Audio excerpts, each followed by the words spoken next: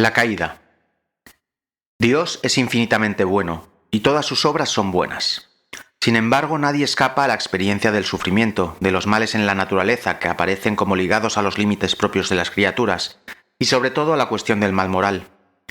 ¿De dónde viene el mal? Buscaba el origen del mal y no encontraba solución, dice San Agustín. Y su propia búsqueda dolorosa solo encontrará salida en su conversión al Dios vivo, porque el misterio de la iniquidad solo se esclarece a la luz del misterio de la piedad. La revelación del amor divino en Cristo ha manifestado a la vez la extensión del mal y la sobreabundancia de la gracia. Debemos, por tanto, examinar la cuestión del origen del mal, fijando la mirada de nuestra fe en el que es su único vencedor. Donde abundó el pecado, sobreabundó la gracia. La realidad del pecado. El pecado está presente en la historia del hombre. Sería vano intentar ignorarlo o dar a esta oscura realidad otros nombres. Para intentar comprender lo que es el pecado, es preciso en primer lugar reconocer el vínculo profundo del hombre con Dios, porque fuera de esta relación el mal del pecado no es desenmascarado en su verdadera identidad de rechazo y oposición a Dios, aunque continúe pesando sobre la vida del hombre y sobre la historia. La realidad del pecado, y más particularmente del pecado de los orígenes, solo se esclarece a la luz de la revelación divina. Sin el conocimiento que ésta nos da de Dios, no se puede reconocer claramente el pecado, y se siente la tentación de explicarlo únicamente como un defecto de crecimiento, como una debilidad psicológica, un error, la consecuencia necesaria de una estructura social inadecuada, etc. Solo en el conocimiento del designio de Dios sobre el hombre se comprende que el pecado es un abuso de la libertad que Dios da a las personas, para que puedan amarle y amarse mutuamente. El pecado original, una verdad esencial de la fe.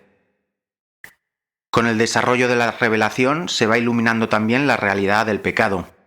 Aunque el pueblo de Dios del Antiguo Testamento conoció de alguna manera la condición humana a la luz de la historia de la caída narrada en el Génesis, no podía alcanzar el significado último de esta historia que solo se manifiesta a la luz de la muerte y de la resurrección de Cristo. Es preciso conocer a Cristo como fuente de la gracia para conocer a Adán como fuente del pecado. El Espíritu Paráclito, enviado por Cristo resucitado, es quien vino a convencer al mundo en lo referente al pecado, revelado al que es su Redentor.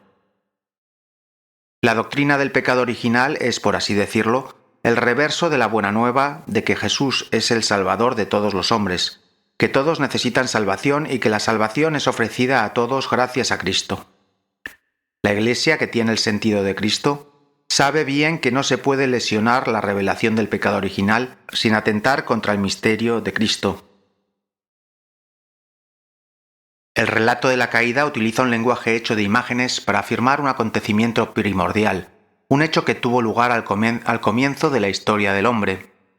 La revelación nos da la certeza de fe de que toda la historia humana está marcada por el pecado original libremente cometido por nuestros primeros padres. La caída de los ángeles. Detrás de la elección desobediente de nuestros primeros padres se halla una voz seductora opuesta a Dios, que por envidia los hace caer en la muerte. La Escritura y la tradición de la Iglesia ven en este ser un ángel caído llamado Satán o Diablo. La Iglesia enseña que primero fue un ángel bueno, creado por Dios.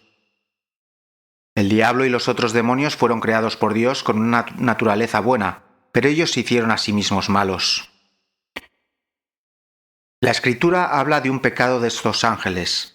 Esta caída consiste en la elección libre de estos espíritus creados que rechazaron radical e irrevocablemente a Dios y su reino. Encontramos un reflejo de esta rebelión en las palabras del tentador a nuestros primeros padres: seréis como dioses. El diablo es pecador desde el principio, padre de la mentira. Es el carácter irrevocable de su elección y no un defecto de la infinita misericordia divina lo que hace que el pecado de los ángeles no pueda ser perdonado. No hay arrepentimiento para ellos después de la caída, como no hay arrepentimiento para los hombres después de la muerte. La Escritura atestigua la influencia nefasta de aquel a quien Jesús llama homicida desde el principio, y que incluso intentó apartarlo de la misión recibida del Padre. El Hijo de Dios se manifestó para deshacer las obras del diablo. La más grave en consecuencias de estas obras ha sido la seducción mentirosa que ha inducido al hombre a desobedecer a Dios. Sin embargo, el poder de Satán no es infinito. No es más que una criatura poderosa por el hecho de ser espíritu puro, pero siempre criatura. No puede impedir la edificación del reino de Dios. Aunque Satán actúe en el mundo por odio contra Dios y su reino en Jesucristo, y aunque su acción cause graves daños, de naturaleza espiritual e indirectamente incluso de naturaleza física, en cada hombre y en la sociedad esta acción es permitida por la divina providencia que con fuerza y dulzura dirige la historia del hombre. El que Dios permita la actividad diabólica es un gran misterio, pero nosotros sabemos que en todas las cosas interviene Dios para bien de los que le aman. El pecado original. La prueba de la libertad. Dios creó al hombre a su imagen y lo estableció en su amistad. Criatura espiritual, el hombre no puede vivir esta amistad más que en la forma de libre sumisión a Dios. Esto es lo que expresa la prohibición hecha al hombre de comer del árbol del conocimiento del bien y del mal, porque el día que comieres de él morirás sin remedio. El árbol del conocimiento del bien y del mal evoca simbólicamente el límite infranqueable que el hombre, en cuanto a criatura, debe reconocer libremente y respetar con confianza. El hombre depende del Creador, está sometido a las leyes de la creación y a las normas morales que regulan el uso de la libertad. El primer pecado del hombre. El hombre, tentado por el diablo, dejó morir en su corazón la confianza hacia su Creador, y abusando de su libertad desobedeció el mandamiento de Dios. En esto consistió el primer pecado del hombre. En adelante todo pecado será una desobediencia a Dios y una falta de confianza en su bondad. En este pecado el hombre se prefirió a sí mismo en lugar de Dios, y por ello despreció a Dios. Hizo elección de sí mismo contra Dios, contra las exigencias de su estado de criatura, y por tanto contra su propio bien. El hombre, constituido en un estado de santidad, estaba destinado a ser plenamente divinizado por Dios en la gloria. Por la seducción del diablo quiso ser como Dios, pero sin Dios antes que Dios y no según Dios. La Escritura muestra las consecuencias dramáticas de esta primera desobediencia. Adán y Eva pierden inmediatamente la gracia de la santidad original. Tienen miedo de Dios, de quien han concebido una falsa imagen, la de un Dios celoso de sus prerrogativas. La armonía en la que se encontraban, establecida gracias a la justicia original, queda destruida. El dominio de las facultades espirituales del alma sobre el cuerpo se quiebra. La unión entre el hombre y la mujer es sometida a tensiones. Sus relaciones estarán marcadas por el deseo y el dominio. La armonía con la creación se rompe. La creación visible se hace para el hombre extraña y hostil. A causa del hombre, la creación es sometida a la servidumbre de la corrupción. Por fin, las consecuencias explícitamente anunciadas por el caso de desobediencia se realizará. El hombre volverá al polvo del que fue formado. La muerte hace su entrada en la historia de la humanidad. Desde este primer pecado, una verdadera invasión de pecado inunda el mundo. El fratricidio cometido por Caín en Abel, la corrupción universal a raíz del pecado. En la historia de Israel, el pecado se manifiesta frecuentemente, sobre todo como una infidelidad al Dios de la alianza y como transgresión de la ley de Moisés. E incluso tras la redención de Cristo entre los cristianos, el pecado se manifiesta de múltiples maneras. La Escritura y la tradición de la Iglesia no cesan de recordar la presencia y la universalidad del pecado en la historia del hombre. Lo que la revelación divina nos enseña coincide con la misma experiencia, pues el hombre, al examinar su corazón, se descubre también inclinado al mal e inmerso en muchos males que no pueden proceder de su Creador, que es bueno. Negándose con frecuencia a reconocer a Dios como su principio, rompió además el orden debido con respecto a su fin último y al mismo tiempo toda su ordenación en relación consigo mismo, con todos los otros hombres y con todas las otras cosas creadas. Consecuencias del pecado de Adán para la humanidad. Todos los hombres están implicados en el pecado de Adán. San Pablo lo afirma. Por la desobediencia de un solo hombre, todos fueron constituidos pecadores. Como por un solo hombre entró el pecado en el mundo, y por el pecado la muerte, y así la muerte alcanzó a todos los hombres por cuanto todos pecaron. A la universalidad del pecado y de la muerte, el apóstol opone la universalidad de la salvación en Cristo. como el delito de uno solo atrajo sobre todos los hombres la condenación, así también la obra de justicia de uno, la de Cristo, procura a todos una justificación que da la vida. Pablo, la Iglesia, ha enseñado siempre que la inmensa miseria que oprime a los hombres y su inclinación al mal y a la muerte no son comprensibles sin su conexión con el pecado de Adán y con el hecho de que nos ha transmitido un pecado con que todos nacemos afectados y que es muerte del alma. Por esta certeza de fe, la Iglesia concede el bautismo para la remisión de los pecados, incluso a los niños que no han cometido pecado personal. ¿Cómo el pecado de Adán vino a ser el pecado de todos los descendientes? Todo el género humano es en Adán como el cuerpo único de un único hombre. Por esta unidad del género humano, todos los hombres están implicados en el pecado de Adán, como todos están implicados en la justicia de Cristo. Sin embargo, la transmisión del pecado original es un misterio que no podemos comprender plenamente.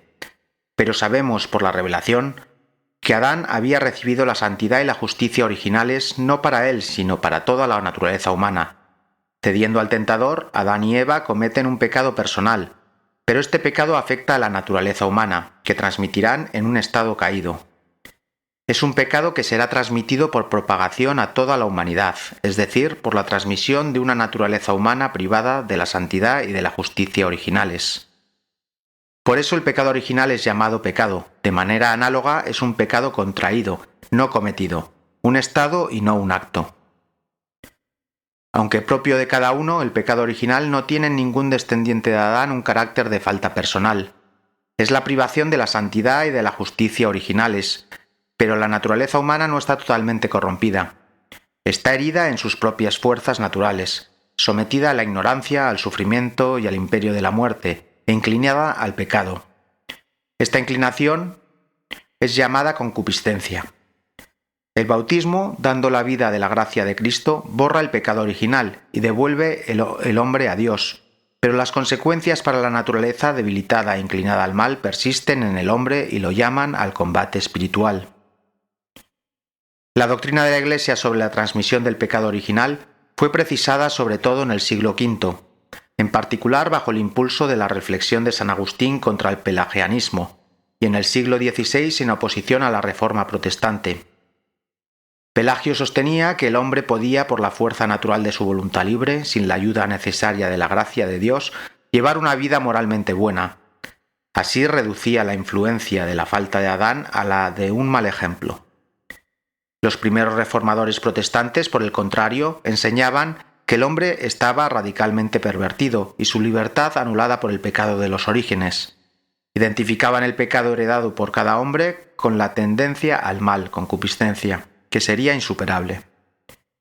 La Iglesia se pronunció especialmente sobre el sentido del dato revelado respecto al pecado original en el Segundo Concilio de Orange en el año 1529 y en el Concilio de Trento en el año 1546. El duro combate. La doctrina sobre el pecado original, vinculada a la redención de Cristo, proporciona una mirada de discernimiento lúcido sobre la situación del hombre y de su obrar en el mundo. Por el pecado de los primeros padres, el diablo adquirió un cierto dominio sobre el hombre, aunque éste permanezca libre. El pecado original entraña la servidumbre bajo el poder del que poseía el imperio de la muerte, es decir, del diablo. Ignorar que el hombre posee una naturaleza herida, inclinada al mal, da lugar a graves errores en el dominio de la educación, de la política, de la acción social y de las costumbres. Las consecuencias del pecado original y de todos los pecados personales de los hombres confieren al mundo en su conjunto una condición pecadora, que puede ser designada con la expresión de San Juan, el pecado del mundo. Mediante esta expresión se significa también la influencia negativa que ejercen sobre las personas las situaciones comunitarias y las estructuras sociales que son fruto de los pecados de los hombres. Esta situación dramática del mundo, que todo entero yace en poder del maligno, hace de la vida del hombre un combate. A través de toda la historia del hombre se extiende una dura batalla contra los poderes de las tinieblas, que iniciada ya desde el origen del mundo durará hasta el último día, según dice el Señor. Inserto en esta lucha, el hombre debe combatir continuamente para adherirse al bien, y no sin grandes trabajos, con la ayuda de la gracia de Dios, es capaz de lograr la unidad en sí mismo. No lo abandonaste al poder de la muerte. Tras la caída, el hombre no fue abandonado por Dios. Al contrario, Dios lo llama y le anuncia de modo misterioso la victoria sobre el mal y el levantamiento de su caída. Este pasaje del Génesis ha sido llamado protoevangelio, por ser el primer anuncio del Mesías Redentor, anuncio de un combate entre la serpiente y la mujer, y de la victoria final de un descendiente de ésta. La tradición cristiana ve en este pasaje un anuncio del nuevo Adán, que por su obediencia hasta la muerte en la cruz, repara con sobreabundancia la desobediencia de Adán. Por otra parte, numerosos padres y doctores de la Iglesia ven en la mujer anunciada en el protoevangelio la Madre de Cristo, María, como nueva Eva. Ella ha sido la que la primera, y de una manera única, se benefició de la victoria sobre el pecado alcanzada por Cristo. Fue preservada de toda mancha, de pecado original, y durante toda su vida terrena, por una gracia especial de Dios, no cometió ninguna clase de pecado. Pero ¿por qué Dios no impidió que el primer hombre pecara? San León Magno responde: la gracia inefable de Cristo nos ha dado bienes mejores que los que nos quitó la envidia del demonio. Y Santo Tomás de Aquino dice: nada se opone a que la naturaleza humana haya sido destinada a un fin más alto después del pecado. Dios, en efecto, permite que los males se hagan para sacar de ellos un mayor bien. De ahí las palabras de San Pablo: donde abundó el pecado, sobreabundó la gracia. Y en la bendición del cirio pascual: oh feliz culpa que mereció tal y tan grande Redentor. Resumen: no fue Dios quien hizo la muerte ni se recrea en la destrucción de los vivientes. Por envidia del diablo entró la muerte en el mundo. Satán o el diablo y los otros demonios son ángeles caídos por haber rechazado libremente servir a Dios y su designio. Su opción contra Dios es definitiva. Intentan asociar al hombre en su rebelión contra Dios. Constituido por Dios en la justicia, el hombre, sin embargo, persuadido por el maligno, abusó de su libertad desde el comienzo de la historia, levantándose contra Dios e intentando alcanzar su propio fin al margen de Dios. Por su pecado, Adán, en cuanto primer hombre, perdió la santidad y la justicia originales que había recibido de Dios, no solamente para él, sino para todos los humanos.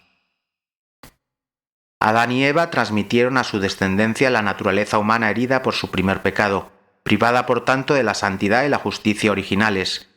Esta privación es llamada pecado original.